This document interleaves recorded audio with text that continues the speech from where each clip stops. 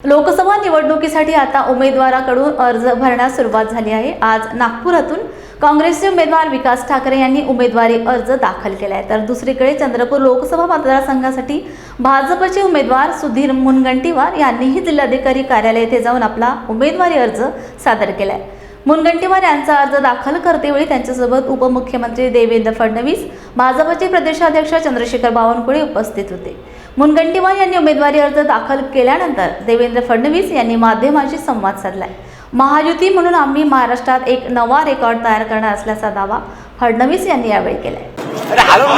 Doctor Babasaheb आंबेडकरांना वंदन करून आणि चंद्रपूरची आई महाकाली तिचा आशीर्वाद घेऊन पहिला फॉर्म हा आमच्या राज्यातले वरिष्ठ नेते, आमचे सहकारी मंत्री आणि ज्यांना मुलुख मैदान तोफ म्हणून ओळखलं जातं त्या सुधीर भाऊ मुनगंटीवारांचा भरलेला आहे।